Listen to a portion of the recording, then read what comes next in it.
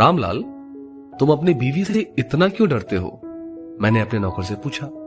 मैं डरता नहीं साहब, बस उसकी कद्र करता हूं, उसका सम्मान करता हूं, उसने जवाब दिया।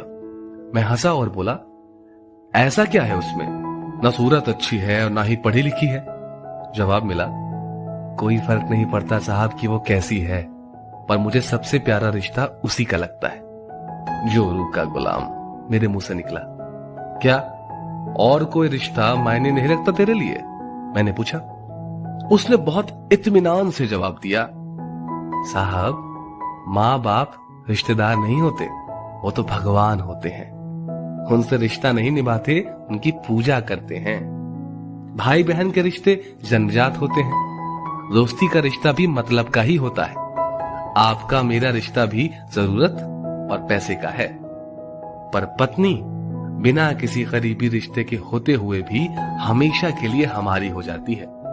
अपने माता पिता, परिवार के सब रिश्तों को पीछे छोड़कर हमारे हर सुख दुख की सहभागी बन जाती है, आखिरी सांसों तक। मैं अब बहुत ध्यान से उसकी बातें सुन रहा था।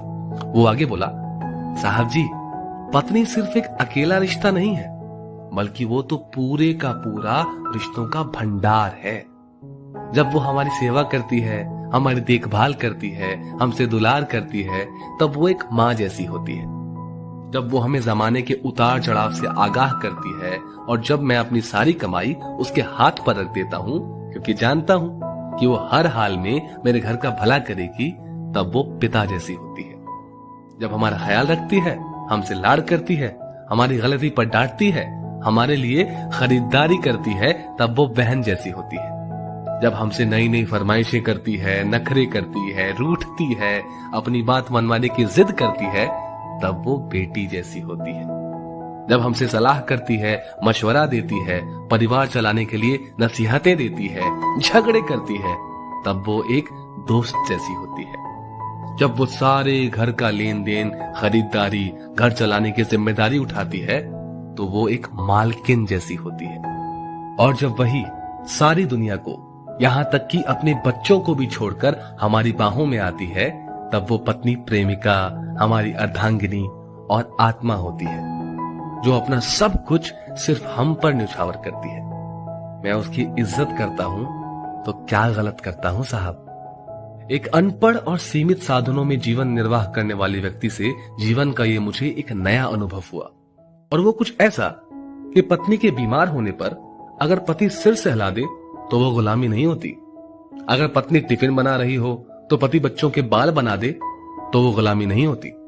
पति नहाने के बाद तौलिया बिस्तर पर फेंकने की बजाय खूंटी पर टांग दे तो वो गुलामी नहीं होती। काम से लौटने पर पत्नी की मनपसंद चीज ले आए तो वो गुलामी नहीं होती। अगर पत्नी सफाई में लगी है, पति उसके लिए चाय बना दे तो वो गुलामी नहीं होती।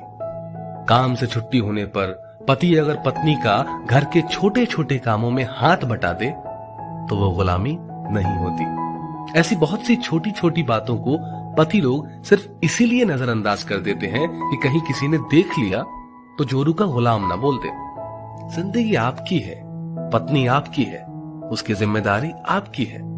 लोगों के पास क्या है? सिर्फ जुबान नहीं चलाएंगे तो खाना कैसे बचाएंगे? ऐसे लोगों पर बिल्कुल भी ध्यान ना दें। अपनी पत्नी से बेहद प्यार करें। पति पत्नी के रिश्ते की डोर बहुत कोमल होती है। आपसी प्यार और सम्मान से ही इसे मजबूत बनाया जा सकता है। दोस्तों, स्टोरी को लेकर आपकी क्या राय है, नीचे कमेंट करके जरूर बताइएगा, और ऐसे ही और भी बेहतरीन वीडियोस के लिए हमारा पेज जरूर फॉलो करें।